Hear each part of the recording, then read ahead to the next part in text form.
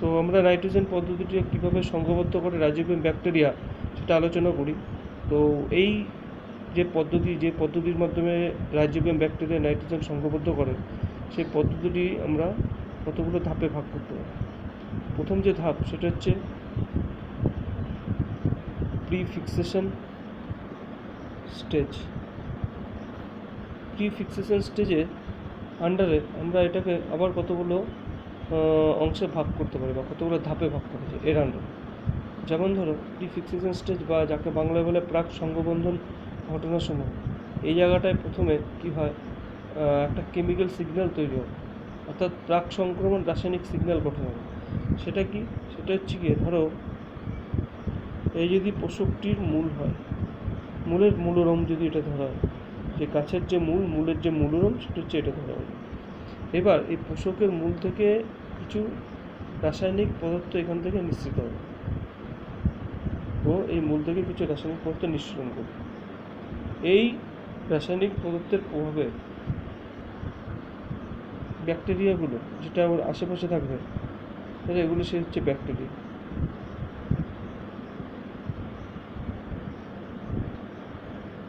এই ব্যাকটেরিয়াগুলো এই মূল থেকে নিঃসৃত রাসায়নিক পদার্থের দ্বারা আকৃষ্ট হয়ে ধীরে ধীরে তারা মূলের সংলগ্ন হতে থাকে। এবার এই ক্ষেত্রে যে সমস্ত রাসায়নিক পদার্থ এখানে নিঃসৃত হয়, যেগুলোর দ্বারা এই ব্যাকটেরিয়াগুলো আকৃষ্ট হচ্ছে, সেই রাসায়নিক পদার্থগুলোর মধ্যে উল্লেখযোগ্য হচ্ছে গিয়ে যেমন এখান থেকে লেকটিন ক্ষরণ হয়, যেমন এখান থেকে ফ্লাভোনয়েড ক্ষরণ হয়, যেমন এখান থেকে হোমোসেরিন নামক অ্যামাইনো অ্যাসিড ক্ষরণ হয়। এই প্রত্যেকটি রাসায়নিক উপাদান দ্বারা যখন মূল দ্বারা মিশ্রিত হবে, তখন এগুলোর দ্বারা এই ব্যাকটেরিয়াগুলো আকৃষ্ট হয়ে তারা মূলের সংস্পর্শে আসবে। এখানে আসার পর কী হবে, তোমার এই যে ব্যাকটেরিয়াগুলো কাছাকাছি আসছে, তারা এই মূলের যে কোষপ্রাচীর, এই মূলের কোষপ্রাচীর আর ব্যাকটেরিয়ার যে কোষপ্রাচীর, এই কোষপ্রাচীরের মধ্যে একটা রাসায়নিক বিক্রিয়া ঘটে। সেই রাসায়নিক বিক্রিয়ার মাধ্যমে ব্যাকটেরিয়াগুলো আস্তে আস্তে এই কোষপ্রাচীর পুরোপুরি এরকমভাবে সংলগ্ন হয়ে যাবে, এই একদম কন্ট্যাক্টে চলে আসবে, মূলরমের সঙ্গে একেবারে অ্যাটাচড হয়ে যাবে। এবং এই সময় এই যে সিগন্যালগুলো যেটা নিঃসৃত করছিল মূলরম, সেগুলোর প্রভাবে ব্যাকটেরিয়ার সংখ্যাও আস্তে আস্তে এই জায়গাটায় বৃদ্ধি পেতে থাকে। এইভাবে আস্তে আস্তে ব্যাকটেরিয়াটা মূলরমের কাছে আসার পর এই যে সিগন্যালগুলো যেগুলো এখান থেকে ব্যাকটেরিয়ার গাছের মূলরম থেকে যে সিগন্যালগুলো বেরোচ্ছে, সেই সিগন্যালগুলোর প্রভাবে কী হয়, একটা জিনিস দেখা যায়, যেটা হচ্ছে গিয়ে এই ব্যাকটেরিয়াটার ভেতরে এক প্রকার জিন থাকে, যাকে বলা হচ্ছে নট জিন। তো যখন এরা এর অ্যাটাচমেন্টে আসে, তখন এই রাসায়নিক পদার্থ যেটা এখান থেকে নিঃসৃত হয়েছে, তারা গিয়ে কী করবে, এই নট জিনের ওপর প্রভাব বিস্তার করবে। এই ব্যাকটেরিয়াগুলো নট জিনের ওপর প্রভাব বিস্তার করে এখান থেকে নট জিন থেকে নট ফ্যাক্টর তৈরি করবে। নট ফ্যাক্টর যেটা কিনা একটা প্রোটিন জাতীয় উপাদান, এরকম নট ফ্যাক্টর তৈরি করে। এর মধ্যে এক রকমের বৃদ্ধি হরমোন থাকে নট ফ্যাক্টরের মধ্যে, যেমন যেটা বিটা এন্ডোল অ্যাসিটিক অ্যাসিড, যাই এই নট ফ্যাক্টরের মধ্যে অন্তর্ভুক্ত। তো নট ফ্যাক্টর তৈরি করবে, যেটা কিনা একটা প্রোটিনধর্মী অংশ, যার মধ্যে বিটা এন্ডোল অ্যাসিটিক অ্যাসিড থাকে, যেটা নট জিন থেকে তৈরি। কী বললাম, ব্যাকটেরিয়াটা যখন এখানে আসলো, এখানে রাসায়নিক উপাদান যারা আকৃষ্ট হওয়ার পর যখন এর কোষপ্রাচীর সংলগ্ন হলো, তখন এই রাসায়নিকের প্রভাবে যে সিগন্যালটা এখান থেকে মূলরম নিঃসৃত করছিল, তার প্রভাবেই এই ব্যাকটেরিয়ার দেহের ভিতরে নট জিন অ্যাক্টিভেটেড হয়। তারপরে সেই নট জিন থেকে নট ফ্যাক্টর তৈরি হওয়া শুরু করে। এইটুকুনি হচ্ছে প্রিফিক্সেশন স্টেজের ঘটনা। সেকেন্ড স্টেজ যদি আমি বলি, সেটা হচ্ছে গিয়ে তোমার ইনফেকশন বা সংক্রমণ কী করে ঘটছে। সংক্রমণটা যদি বলি, তো ব্যাকটেরিয়াটা আমি দেখলাম অলরেডি মূলরমের সংস্পর্শে চলে এসেছে।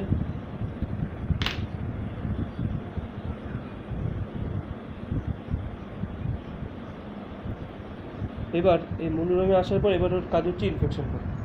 এবার এই ব্যাকটেরিয়াগুলো কী করবে, ওর দেহ থেকে একটা ফ্যাক্টর নিঃসৃত করবে।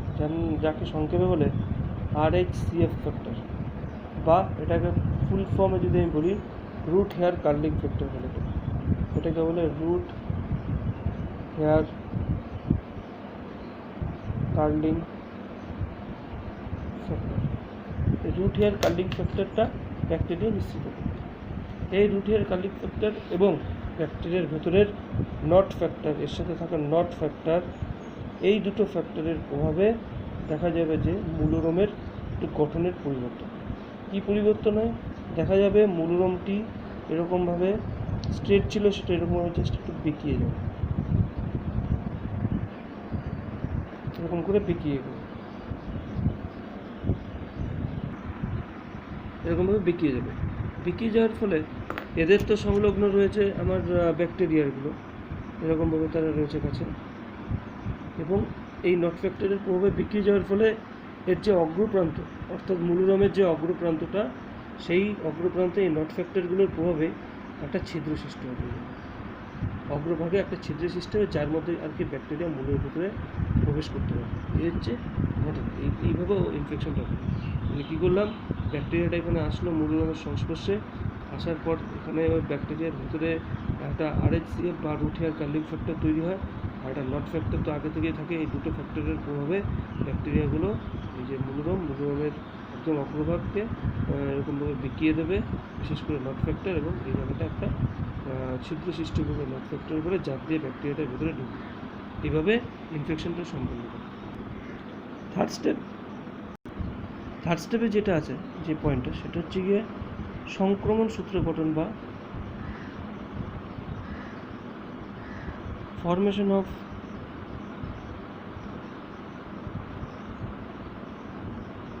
ইনফেকশন থ্রেড বা সংক্রমণ সূত্র গঠন। তাহলে আমরা দেখতে পেলাম যে অলরেডি মূলরোমটা এরকমভাবে পেকে গেছে, এবং এখানটায় তোমার ব্যাকটেরিয়াগুলো এর সামনে রয়েছে, এবং এখানে একটা ছিদ্র সৃষ্টি করে দিয়েছে। এবার কীভাবে ঘটনাটা হয়ে থাকে, স্টেপের পরে দেখা যাবে যে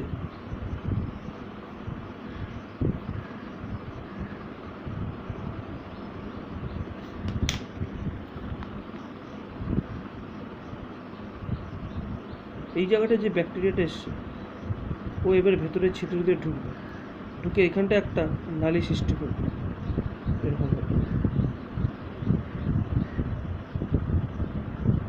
একটা নালী সৃষ্টি করবে, যাকে বলে হচ্ছে গিয়ে সংক্রমণ নালী। ঠিক আছে? অর্থাৎ যে ছিদ্রটা সৃষ্টি হলো, সেই ছিদ্রের অগ্রভাগ দিয়ে ব্যাকটেরিয়াটা ঢুকবে, ঢুকে মূলরোমের ভিতরে এরকম একটা সংক্রমণ নালী বা সূত্র বলতে পারি আমি, ইনফেকশন থ্রেড যেহেতু বলেছি, এটা সংক্রমণ সূত্র গঠন করবে। এই সংক্রমণ সূত্রের মাধ্যমে ক্রমশ ধীরে ধীরে মূলের ভিতরে অগ্রসর হতে পারে। ঠিক আছে?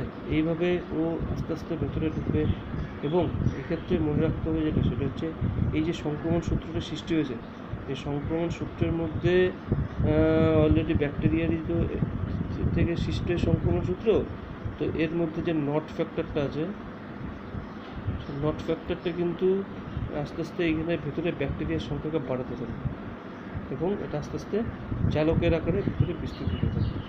এইভাবেও সংক্রমণ সূত্রটা গঠন, 3 নম্বর স্টেপে সংক্রমণ সূত্র গঠন করে। এবার হচ্ছে গিয়ে 4 নম্বর স্টেপ যদি আমরা বলি, সেটাকে বলবো আমরা নোডিউল ফর্মেশন অ্যান্ড ব্যাকটেরিয়েড ফর্মেশন।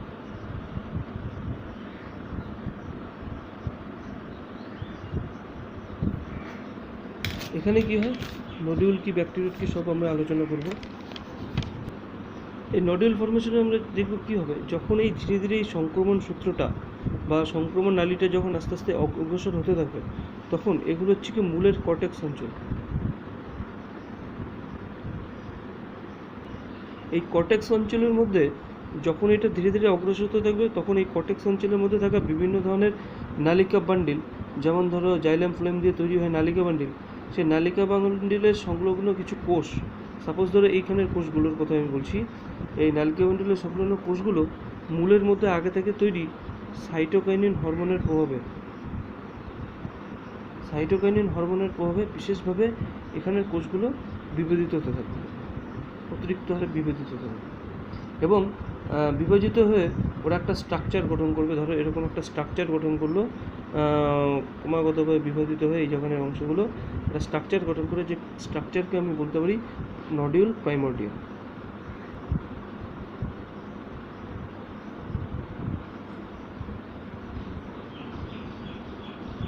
এই অংশটাকে আমরা নডিউল প্রাইমোর্ডিয়াল। তাহলে যখন এটাকে যে দেখছে অগ্রসর হচ্ছে, সঙ্গে সঙ্গে উদ্ভিদের মূলের যে কোষগুলো রয়েছে কর্টেক্স সেল, সেই কর্টেক্স সেলের একদম যেখানে নালিকা বান্ডেলগুলো আছে তার পাশে সেলগুলো ক্রমাগতভাবে বিভাজিত হবে, বিভাজিত একটা গঠন নেবে যেটাকে বলে নডিউল প্রাইমোর্ডিয়াল।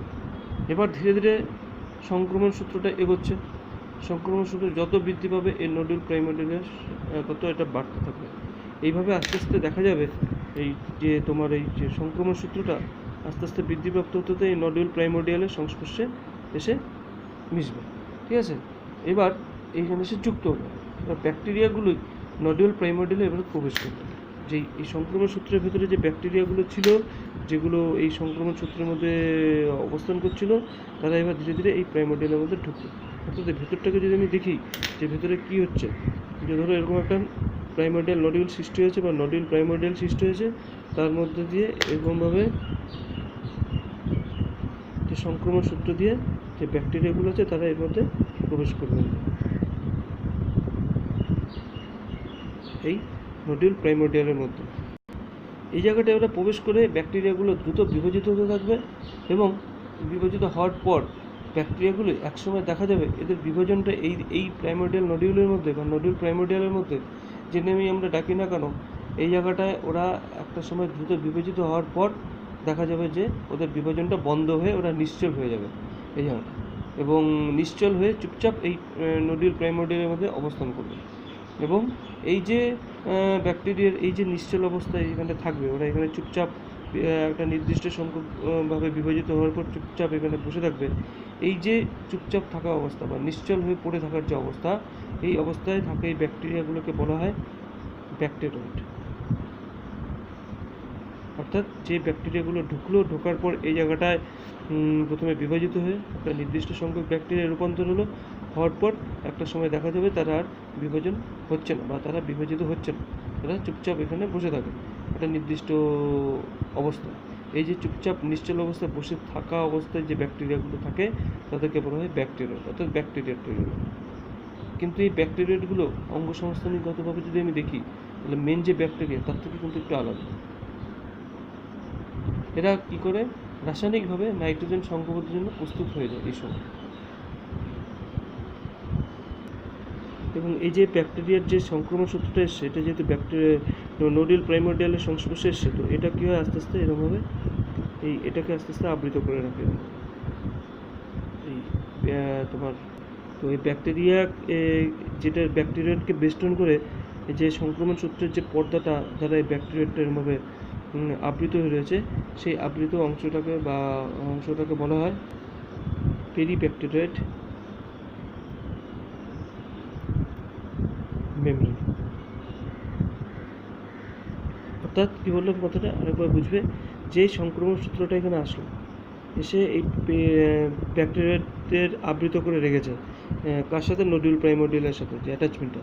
তো এর যে পর্দাটা, সংক্রমণ সূত্রের যে পর্দা যারা কিনা ব্যাকটেরিয়াকে এই জায়গাটা আবৃত করে রেখেছে, সেই পর্দাটাকে বলে পেরিব্যাকটেরিয়েড মেমব্রেন। এগুলো খুব ইম্পর্ট্যান্ট, ঠিক আছে, পেরিব্যাকটেরিয়েড পর্দা বা পেরিব্যাকটেরিয়েড মেমব্রেন। এই ঘটনার পাশাপাশি আরও কিছু ঘটে। কী হয়, নডিউল প্রাইমোর্ডিয়াল যেটা রয়েছে, এই নডিউল প্রাইমোর্ডিয়ালের কোষগুলো আরও বিভাজিত হতে থাকে, এখানে থাকা কোষগুলো আরও বিভাজিত হতে থাকে, বিভাজিত হয়ে পরিবর্তিত হয়ে আলটিমেটলি এখান থেকে এই জায়গাটা আমরা যদি দেখি, এই জায়গাটা একটা আউটগ্রোথ তৈরি করবে। এই অংশটা বিভাজিত হয়ে এরকম বাইরের দিকে এরকম একটা আউটগ্রোথ তৈরি করবে, একটা উপবৃদ্ধি সৃষ্টি করবে। এই উপবৃদ্ধিটাকেই বলা হচ্ছে গিয়ে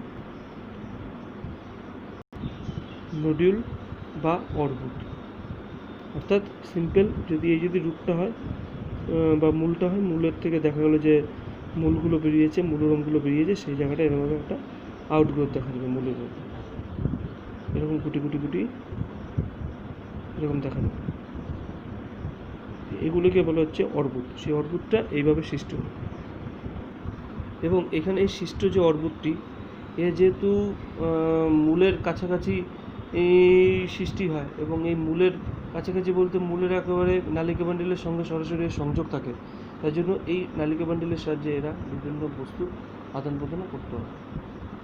এবং এই অর্বুদ আর ব্যাকটেরিয়েড যে ভিতরে রয়েছে এদের মধ্যে নট ফ্যাক্টর সমস্ত কিছু নিয়ন্ত্রণ করে।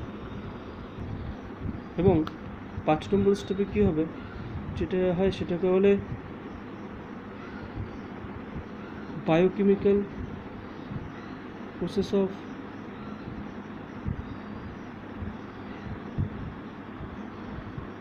নাইট্রোজেন ফিক্সেশন, অর্থাৎ নাইট্রোজেন সংঘবদ্ধকরণে জৈব রাসায়নিক প্রক্রিয়া।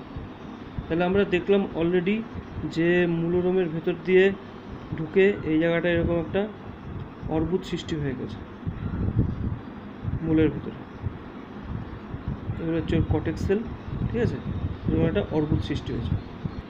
এবং এই অর্বুদের মধ্যে আমার কী রয়েছে, ব্যাকটেরিয়েটগুলো এরকমভাবে রয়েছে।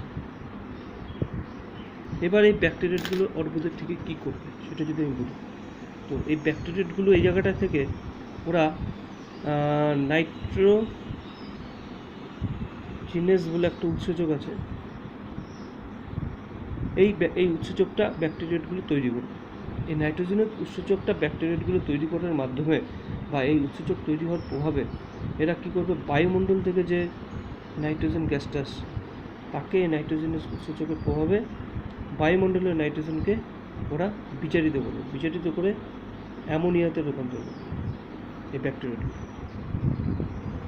এবং এই ক্ষেত্রে এই নাইট্রোজেনের উৎসেচকটা কিন্তু অবশ্যই মুক্ত অক্সিজেনের অনুপস্থিতিতে ঘটে, বা এই জেনারেলি নাইট্রোজেনাস ব্যাকটেরিয়াটা অক্সিজেনের উপস্থিতিতে ঘটবে না। মুক্ত অক্সিজেন যখন অনুপস্থিত হবে তখনই এটা সক্রিয় হয় এবং তখনই বায়ুমণ্ডল নাইট্রোজেনকে ও অ্যামোনিয়াতে কনভার্ট করতে পারে। এবং আরেকটা জিনিস এই অর্বুদের মধ্যে থাকে, কিছু এরকম রঞ্জক পদার্থ এই অর্বুদের মধ্যে দেখতে পাবো আমরা।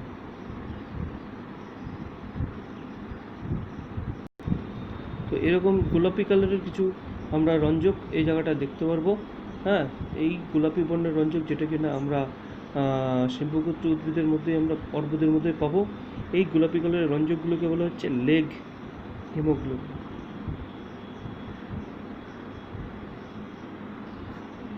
বলা হয় লেগ হিমোগ্লোবিন, যেটা কিনা একটা হিমোগ্লোবিনের মতো, আমাদের রক্তের যে হিমোগ্লোবিন সেরকমই দেখতে একটা অংশ। এই রঞ্জকটি কী করে, তোমার এই যে অর্বুদ রয়েছে, অর্বুদে ব্যাকটেরিয়েড যেটা রয়েছে এবং তার চারধারে যে পোষক কোষগুলো রয়েছে, সেই পোষক কোষের কোষ পর্দার মধ্যবর্তী স্থানে এইগুলো অবস্থান করছে।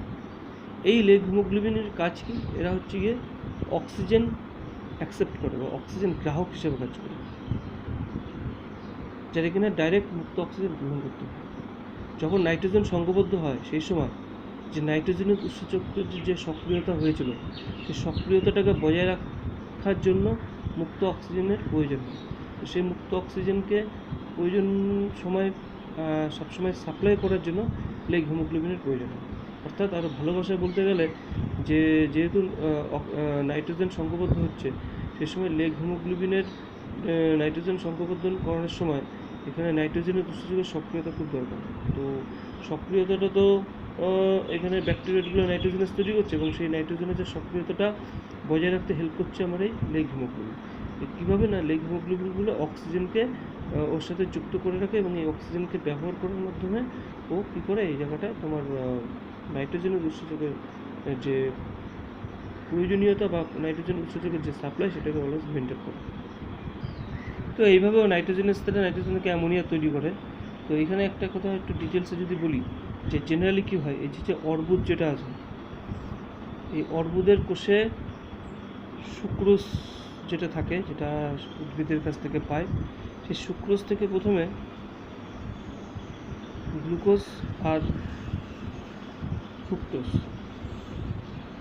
এ দুটো সুক্রোজ থেকে সৃষ্ট গ্লুকোজ আর ফ্রুক্টোজ, এ দুটো ব্যাকটেরিয়েড কোষে উপস্থিত শর্করা ভঙ্গ কতগুলো উৎসেচকের প্রভাবে এগুলো গ্লুকোজ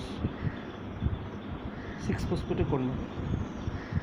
এবং এই ব্যাকটেরিয়েডের কোষে NADP+ এর উপস্থিতিতে এই গ্লুকোজ 6-ফসফেটটা এর উপস্থিতিতে NADP+ এর উপস্থিতিতে গ্লুকোজ 6-ফসফেট দেখবো আমরা ধীরে ধীরে তোমার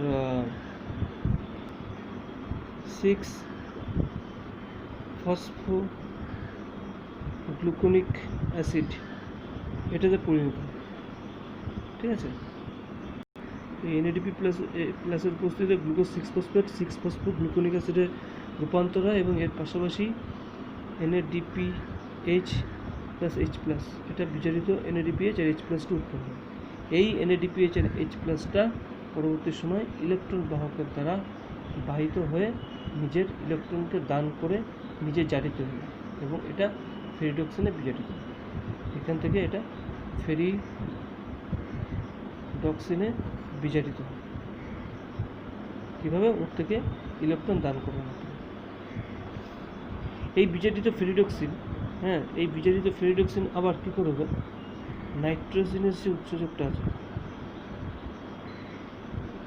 এই নাইট্রোজেনের উৎসেচকের আয়রন যে প্রোটিন যেটা এর মধ্যে থাকে, এই আয়রন প্রোটিনকে বিজারিত করে নিজে জারিত হবে এবং এই আয়রন প্রোটিনটা যখন বিজারিত হওয়ার পর এই বিজারিত আয়রন প্রোটিনটি কী করবে? এরপরে আবার নাইট্রোজেনের উৎসেচকেরই নাইট্রোজেনের যে উৎসেচক রয়েছে তার যে মলিবডেনাম আয়রন বলে একটা প্রোটিন কমপ্লেক্স থাকে এর ভেতরে, এটাকে বিজারিত করে। এটা বিজারিত হওয়ার পর এটা ধীরে ধীরে কী দেখা যাবে? এই মলিবডেনাম আয়রন যে কমপ্লেক্সটি যেটা বিজারিত হলো, এই বিজারিত আয়রন মলিবডেনাম আয়রন প্রোটিন কমপ্লেক্সটি ডাইরেক্ট গিয়ে আবার নাইট্রোজেনের উপর এফেক্ট করবে।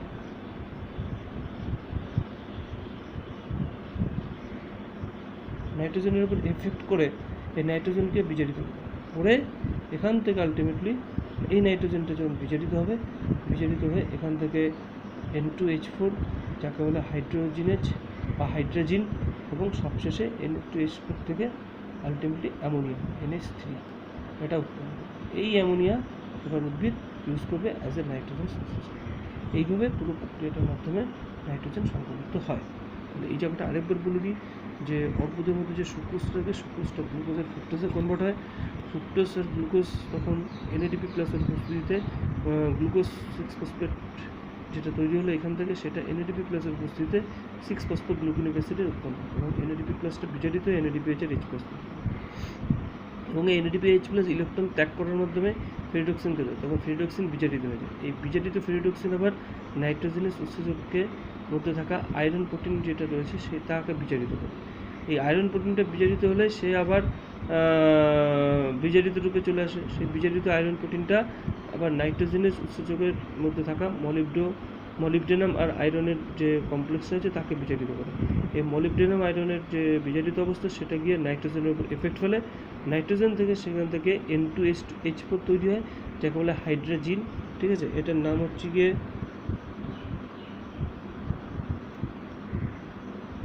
হাইড্রোজিন তৈরি করে এবং এই হাইড্রোজিন এবং সবশেষে হাইড্রোজেন থেকে অ্যামোনিয়া তৈরি হয়। এইভাবে নাইট্রোজেন থেকে অ্যামোনিয়ার সংক্রমণ ঘটে এই প্রক্রিয়ার মাধ্যমে।